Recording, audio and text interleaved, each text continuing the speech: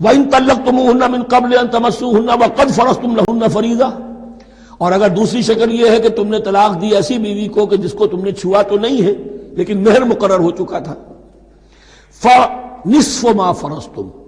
تو اب آدھا مہر جو ہے جو تم نے فرض کیا تھا، جو طے کیا تھا، اس کا آدھا تو تمہیں دینا ہی دینا ہے۔ الا یعفون، الا یہ کہ وہ معاف کر دیں، ہمیں آدھا بھی نہیں چاہیے، یا چلیے ہمیں چوتھائی دے دیجئے،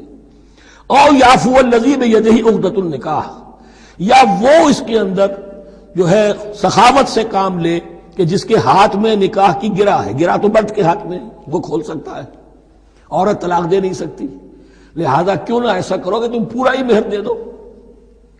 فرمایا وان تعفو، اگر تم درگزر کرو اور زیادہ دو، اقرب للتقوی، یہ تقوی سے قریب تر ہے، ولا تنسبوا الفضل بینکم، اپنے مابین احسان کرنا مت بھولو، اور اپنے مابین جو فضیلت اللہ نے تمہیں دی ہے عورتوں پر اس کو مت بھولو۔ تمہارا پھر ایٹیچیوڈ بھی ایسا ہونا چاہیے کہ تم اپنے بڑے ہونے کے حساب سے ان کے ساتھ نرمی کرو، ان کو زیادہ دو، ان کو جتنا بھی مہر مقرر کیا تھا اس سے بھی زیادہ دے دلا کے رخصت کرو۔ قانون میں تو صرف مہر ہوگا،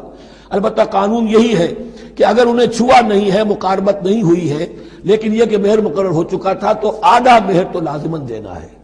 آدھا بھی یہ چھوڑ سکتی ہے عورت، لیکن تمہارے لیے بہتر ہے کہ تم پورا دو یا اور زیادہ دو۔ ان اللہ بما تعملون بصیر، یقیناً جو کچھ تم کر رہے ہو اللہ دیکھ رہا۔